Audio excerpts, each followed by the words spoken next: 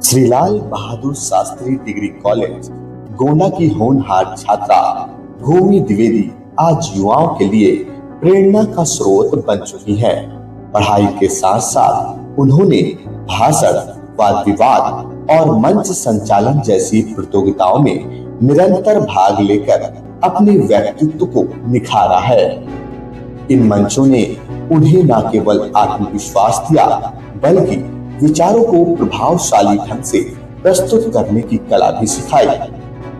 भूमि की मेहनत और लगन का परिणाम यह रहा कि उन्होंने अधिकांश प्रतियोगिताओं में प्रथम स्थान प्राप्त किया। उन्होंने उत्कृष्ट प्रदर्शन के लिए उन्हें कई कार्यक्रमों में राज्य मंत्री कीर्तिवर्धन सिंह उर्फ राजा भैया द्वारा सम्मानित भी किया गया, जो उनके लिए गर्व का क्षण रहा। हाल में ही वाद विवाद प्रतियोगिताओं में प्रथम स्थान प्राप्त कर उन्होंने एक बार फिर अपनी प्रतिभा का लोहा मनवाया। इससे पहले भारतीय डाक विभाग द्वारा आयोजित जागरूकता सप्ताह में भी उन्होंने प्रथम स्थान हासिल किया। युवा दिवस पर कॉमन वेलफेयर सोसाइटी द्वारा उन्हें कुशल वक्ता के सम्मान से भी नवाजा गया। भूमि द्विवेदी की यह यात्रा बताती है कि निरंतर अभ्यास, आत्मविश्वास और सकारात्मक सोच से कोई भी युवा अपने सपनों को साकार कर सकता है। तो आइए मिलते हैं भूमि द्विवेदी से। नमस्कार, मैं कृष्णा शर्मा, आप देख रहे हैं गोंडा का पन्ना लाइव। हमारे स्पेशल पॉडकास्ट में हमारे साथ हैं भूमि द्विवेदी जी, जो युवा हैं और साथ ही साथ एलबीएस डिग्री कॉलेज में पढ़ते भी हैं। इनसे हम कुछ खास बातों पे चर्चा करेंगे और जानेंगे कि आज का युवा विकास कर रहा है या नहीं। भूमि जी, आपका बहुत बहुत स्वागत है हमारे शो में। Thank you. तो भूमि जी, मेरा पहला सवाल ये है कि आज के युवाओं को राष्ट्र निर्माता क्यों कहा जाता है? देखिए, राष्ट्र का युवा राष्ट्र की नींव होता है, वो भारत का भविष्य होता है। तो आज के युवाओं को भारत का भविष्य या राष्ट्र का निर्माता नहीं, बल्कि हर एक समय पे युवा ही राष्ट्र का निर्माता होता है। स्वामी विवेकानंद जी ने कहा था कि यदि हमें केवल 100 ऊर्जावान युवा दे दिया जाए तो मैं इस देश का भविष्य बदल के रख दूंगा।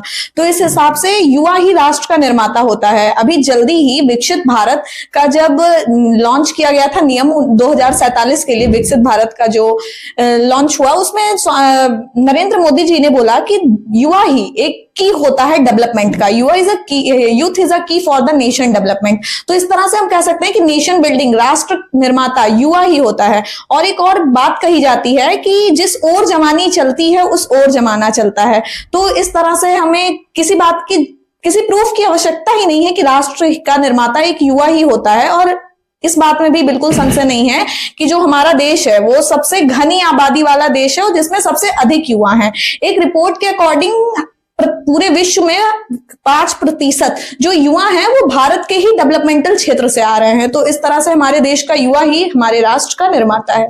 एक हिसाब से बताइए कि युवाओं के लिए सबसे बड़ी ताकत क्या होती है? युवाओं के लिए सबसे बड़ी ताकत में अगर देखा जाए तो प्रेजेंट के टाइम में टेक्नोलॉजी है, इनोवेशंस है, स्किल्स है। अगर आज हमें हमारे देश के युवाओं का विकास करना है तो उनके अंदर इनोवेशन होनी चाहिए, स्किल होनी चाहिए, टेक्नोलॉजी होनी चाहिए। और मेरे अकॉर्डिंग भारत इस पे अच्छा कार्य कर रहा है, हमारा देश, क्योंकि ह्यूमन इनोवेशन इंडेक्स एक रिपोर्ट आती है जिसमें ये सब देखा जाता है कि किस देश का युवा कितना इनोवेटिव है, उसके अंदर कितनी स्किल्स हैं। तो 2015 में हमारी रैंक जो थी इस इंडेक्स में भारत की, वो 81वीं थी, लेकिन इस समय 2025 में वो रैंक 38वीं है। तो जाहिर सी बात है, सिर्फ 10 सालों में हमने काफी अच्छा विकास किया है और हमारे देश का युवा इनोवेटिव तो रहा ही है। चाहे उदाहरण हम लें आदित्य L1 का या चंद्रयान का, या फिर इस समय जो प्रेजेंट में मिशन जिसकी तैयारी हो रही है गगनयान, उसकी, तो हम कोई सा भी उदाहरण ले सकते हैं। और मेरे अकॉर्डिंग यही सबसे मेन चीज है जो देश के युवाओं को प्रतिभाशाली और शक्तिशाली बनाती है। और एक दूसरा एस्पेक्ट देखा जाए तो चरित्र निर्माण। अगर देश के युवाओं का चरित्र अच्छा है तो फिर वो अपने हर एक कर्तव्य का पालन पूरी निष्ठा और पूरी ईमानदारी से करेंगे। और देश का यदि प्रत्येक युवा अपने कर्तव्य का पालन पूरी निष्ठा और ईमानदारी से कर रहा है, फिर देश को आगे बढ़ने से कोई नहीं रोक सकता है।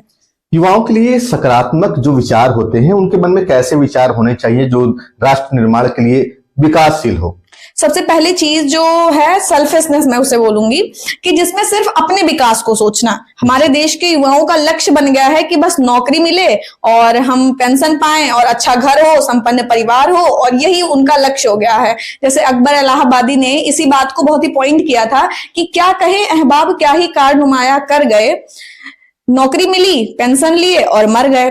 तो जब तक हमारे देश के युवाओं का लक्ष्य केवल इतना रहेगा तब तक तो देश का विकास संभव नहीं है। हमारे देश के युवाओं का लक्ष्य होना चाहिए कि सभी का विकास हो, मतलब हर एक सेक्शन ऑफ सोसाइटी को लेकर के चलना है। क्योंकि ऋग्वेद के 10वें मंडल के 171वें श्लोक में कहा गया है कि संग छत्तुम संग बदत्तुम समो मनामशिम जानताम, अर्थात सभी देश के सभी युवाओं को हमें साथ लेकर के चलना है और सभी नागरिकों को, जिससे हर एक पक्ष का विकास हो पाए। क्योंकि किसी देश का विकास किसी देश के 2-4 युवाओं के विकास से नहीं माना जाता, बल्कि उस देश के सभी युवा समांतर होने चाहिए, या फिर कम से कम सभी युवाओं का जो लिविंग स्टैंडर्ड है वो वेल मेंटेन होना चाहिए।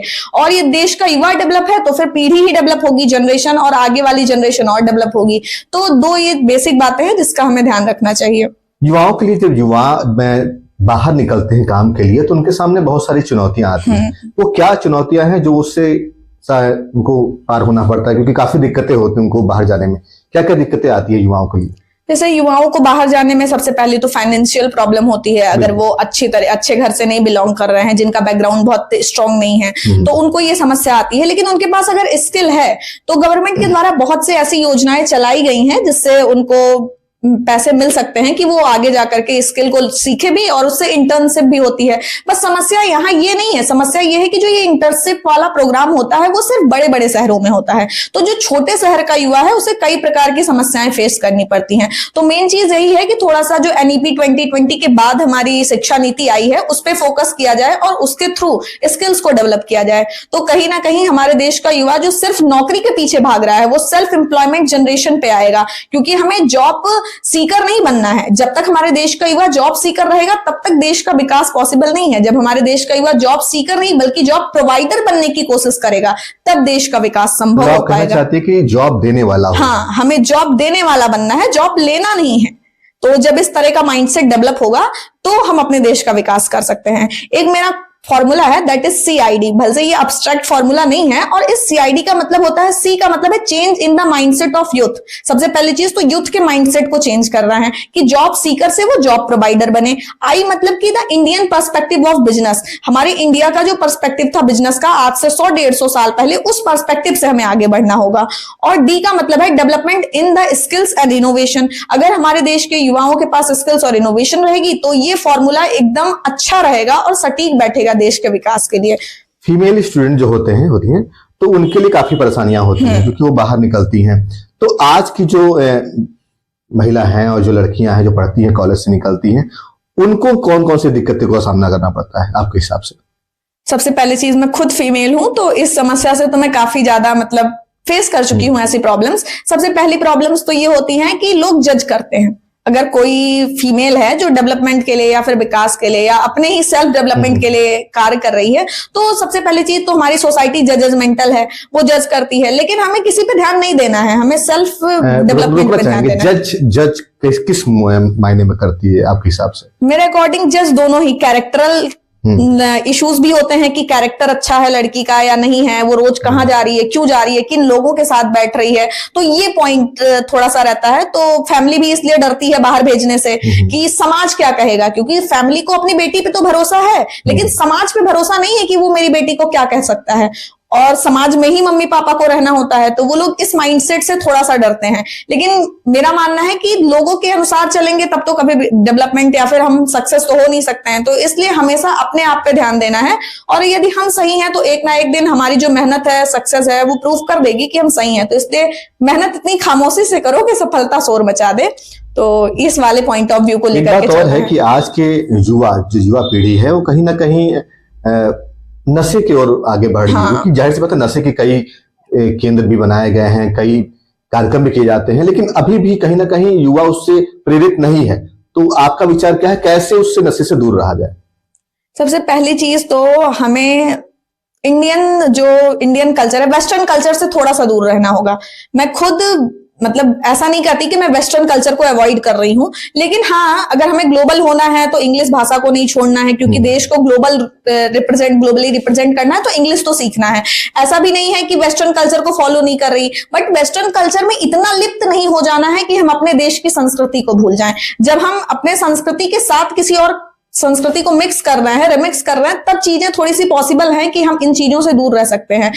अगर आज देखा जाए तो आज की रिपोर्ट्स के अकॉर्डिंग जो ये नशे वाला है, मतलब कि नशे में लिप्त जो युवा है, उसकी परसेंटेज इंक्रीज हो गए हैं, क्योंकि आज हमारे देश के युवाओं के पास सबसे बड़ी जो प्रॉब्लम है वो सेलिबेसी की है। मेरा मानना है यदि युवा सेलिबेसी में रह रहा है, जिसे ब्रह्मचर्य बोलते हैं, तो कहीं ना कहीं अगर वो ब्रह्मचर्य का पालन कर रहा है तो उसे नशे जैसी इन बुरी आदतों से बचाया जा सकता है। और दूसरी चीज होती है उसका फैमिली बैकग्राउंड कैसा है, उसकी फैमिली वाले कैसे हैं, तो मेन दो बातें ही होती हैं। तीसरी होती है कि उसकी फ्रेंड सर्किल कैसी है। तो इन तीनों ही चीजों को अच्छा करके युवाओं को इन गलत आदतों से बचाया जा सकता है। और मेनली यही है कि वेस्टर्न कल्चर से हमें बहुत अधिक प्रभावित नहीं होना है। अगर हम अपने भारतीय संस्कृति के अंदर रह करके डेवलपमेंट और विकास करेंगे, अपने सक्सेस पे कार्य करेंगे, तो इन चीजों से दूर रह सकते हैं। अब अगर लिप्त हो गए हैं, उसको अगर छोड़ने की कोशिश कर रहे हैं, तो बहुत सी ऐसी योजनाएं चलाई जा रही हैं। और मेरा मानना है कि किसी चीज को छोड़ना कठिन होता ही नहीं है, अगर हम सच में चाह लें तो इस तरह से मुझे नहीं लगता किसी योजना की जरूरत है। नशे की हम बात कर रहे हैं, तो हमने देखा है कि आजकल डिजिटल युग में मोबाइल का जमाना है, हर घर में मोबाइल है, लैपटॉप है, सोशल मीडिया है, तो कई लोग मोबाइल को देख के भी गलत चीजों को प्रेरित हो जाते हैं। तो क्या सोचते हैं, सोशल मीडिया कहां तक कारगर है युवाओं के लिए आपके हिसाब से? सोशल मीडिया भी वही है ना, एआई की तरह ही, कि मतलब उसके पास दोनों ही कॉइन है। वो एक फायर की तरह है जो आपके घर को भी जला सकता है, आपके डिनर को भी बना सकता है। तो हमें ये चीज टोटली हम पे डिपेंड करती है कि हम सोशल मीडिया को किस तरह यूज कर रहे हैं। अगर उसको पॉजिटिव वे में यूज किया जाए तो सोशल मीडिया बहुत अच्छी चीज है। हमें जो पुराने जमाने में जब हमारे पास सोशल मीडिया नहीं था तो किसी एक इंफॉर्मेशन के लिए 3 से 4 किताबों को चेक करना पड़ता था, कई सर्च इंजन्स पे जाने पड़ते थे, तब जाकर के हम किसी एक न्यूज से रूबरू हो पाते थे, जान पाते थे कि ऐसा हुआ समाज में। लेकिन आज कुछ भी होता है हम उससे तुरंत अवगत हो जाते हैं। लेकिन फिर यही सोशल मीडिया का निगेटिव इंपैक्ट देखा जाए तो हम काफी लोगों से कनेक्ट हैं जो कि गलत होते हैं, तो उनके थ्रू हमें कई ऐसी आदतें पता चलती हैं जो हमें पता नहीं होती हैं। और जब पता चलेंगी तो हम ट्राई भी करेंगे, और ट्राई करेंगे तो इंटरेस्ट आएगा, और अगर इंटरेस्ट आ गया तो हम उसको कंटिन्यू करते चले जाते हैं। तो यही है कि जब तक हम सेल्फ कंट्रोल सेल्फ डिसिप्लिन और सेल्फ कंट्रोल ये अगर हमारे पास है तो फिर हम किसी भी चीज को यूज करें, हम उस पर कंट्रोल बना सकते हैं। ऐसा कहा जाता है कि टेक्नोलॉजीज जो होती हैं अगर वो स्मार्टर हो तो हमें उस पर कंट्रोल होना, हमारा खुद पे कंट्रोल होना काफी ज्यादा जरूरी होता है। तो मेरे अकॉर्डिंग यही है कि सोशल मीडिया अच्छा भी है, बुरा भी है। हम किस तरह उसका यूज कर रहे हैं वो टोटली हम पे डिपेंड करेगा। बताइए कि युवाओं को आप अपने हिसाब से क्या संदेश देना चाहती हैं, चाहे वो महिला हो, चाहे पुरुष हो, या बच्चों को भी दे सकती हैं, आप क्या कहना चाहेंगी आप? सबसे पहले चीज तो मैं युवाओं को यही कहना चाहूंगी कि केवल सेल्फ सेंट्रिक अप्रोच ना रखें, केवल खुद के विकास के विषय में ना सोचें, क्योंकि समाज है और समाज के सभी लोगों को साथ लेकर के चलना युवाओं का पहला कर्तव्य होता है कि सिर्फ अपने विकास को ना सोचें। तो पहला तो ये। और दूसरी चीज ये है कि अगर देश का विकास करना है तो अपने चरित्र निर्माण पर ध्यान दें। तीसरी बात मैं ये कहूंगी कि हमें बहुत बड़ी बड़ी बातें नहीं बल्कि घर से ही अपने बहुत छोटी छोटी कोशिशें करना प्रारंभ होगा। जैसे अगर हमें देश का विकास करना है तो मैं ये नहीं कहती कि आज हमारा देश हमसे खून मांग रहा है, बलिदान मांग रहा है, नहीं, बस वो एक छोटी सी चीज मांग रहा है, वो है कर्तव्य निर्वहन की भावना। हर एक छोटे, जैसे कि हमारे पास जो कर्तव्य है उसमें से हो गया देश को साफ रखना, एक छोटी सी बात है। तो हमने पैकेट को खाया, किसी भी चीज को खाया, उसका रैपर हमने सड़क पे फेंक दिया, तो भल से इस चीज को कोई देशद्रोह नहीं कहेगा, बट मेरी नजर में वो देशद्रोह ही है, क्योंकि एक छोटी सी ही बात है, बट वो सफाई के लिए, देश के लिए, विकास के लिए अत्यंत आवश्यक है। तो जब हम छोटी छोटी बातों पर ध्यान देना शुरू करेंगे तब हमारे देश का विकास होना संभव होगा, क्योंकि बड़ी बड़ी बातें मायने नहीं रखती हैं, छोटी छोटी कोशिशें अत्यंत आवश्यक होती हैं। जाते जाते एक और सवाल थोड़ा सा है कि ये बताइए कि आने वाले 10 सालों में आप युवाओं को कहां देखती हैं? आने वाले 10 साल में मेरा यही मानना है कि जिस स्पीड से हम विकास कर रहे हैं, जैसे कि अभी हमारे यूथ डेवलपमेंट इंडेक्स रिपोर्ट आई थी 2020 की, तो उसमें मैंने देखा कि 181 देशों ने प्रतिभाग किया था, जिसमें भारत का जो स्थान था वो 121वां था। लेकिन 2016 की रिपोर्ट थी, वही रिपोर्ट आप देखेंगे तो उसमें भी 183 कंट्रीज ने पार्टिसिपेट किया था। लेकिन उस समय हमारे देश का जो रैंक थी वो 140वीं थी। तो जाहिर सी बात है इन 5 सालों में हमने विकास किया दिया और यूथ डेवलपमेंट इंडेक्स में हम आ गया है। उसके बाद ग्रॉस एनरोलमेंट रेशियो को अगर देखूं तो वो 2017-18 में 17% थी, सिर्फ 17%। हायर एजुकेशन की बात कर रही हूं जिससे युवा कनेक्टेड है। और अगर 2025 की वही रिपोर्ट देखी जाए तो ग्रॉस एनरोलमेंट रेशियो अब हमारे देश की हो चुकी है 49% हायर एजुकेशन में। तो हम एजुकेशन सेक्टर में भी आगे आए हैं। अनएम्प्लॉयमेंट जो हमारे देश की सबसे बड़ी प्रॉब्लम है, बेरोजगारी, उसमें भी अगर मैं देखूं 2016 और 17 में उस रिपोर्ट के अकॉर्डिंग हमारे जो देश के युवा थे वो 17% युवा बेरोजगार थे, लेकिन इस समय सिर्फ 10% युवा ऐसे हैं जो बेरोजगार हैं। तो इस तरह से मैं कह सकती हूँ कि इतने ही 10 सालों में हमने कितना अधिक बदलाव देखा। तो आने वाले 10 सालों में जब हम युवाओं को काफी आगे देख सकते हैं, या जिस स्पीड से हम विकास कर रहे हैं थोड़ा सा और बदलाव की आवश्यकता है, विकास की आवश्यकता है, लेकिन विकास होगा। बस हमें खुद पे सेल्फ सेंट्रिक अप्रोच को छोड़ करके नेशन वाइड अप्रोच को अपनाना होगा। तो भूमि जी, बहुत अच्छा लगा कि आप हमारे स्टूडियो में आई हैं, इतनी अच्छी अच्छी बातें युवाओं के लिए और जो जितने भी विद्यार्थी पढ़ रहे हैं उनके लिए। और हम चाहेंगे कि आप दोबारा भी हमारे स्टूडियो में आइएगा और किसी और मुद्दों पे हम चर्चा करेंगे। धन्यवाद। और मैं आपके चैनल के माध्यम से ये कहना चाहूंगी कि ये चैनल जामवंत की भूमिका निभा रहा है। जिस प्रकार हनुमान जी को ये पता नहीं था कि उनके अंदर इतनी शक्तियां हैं, उसी प्रकार आपका चैनल है जो जामवंत की भूमिका निभा रहा है और हम युवाओं को हमारी शक्तियों से परिचित करा रहा है। तो सबसे पहले तो आपके चैनल को धन्यवाद दूंगी और मुझे यहाँ आकर के बहुत अच्छा लगा। कोशिश करूंगी कि दोबारा यहाँ आया जाए और किसी गहन मुद्दे पे चर्चा किया जाए। धन्यवाद। तो ये थी भूमि द्विवेदी जी जो आज हमारे स्टूडियो में आई थी, और ऐसे ही विद्यार्थियों को हम अपने स्टूडियो में बुलाते रहेंगे और खास मुद्दों पे चर्चाएं करते रहेंगे। तब तक के लिए गोंडा का पन्ना लाइव को देखते रहें और चैनल को सब्सक्राइब बिल्कुल करें।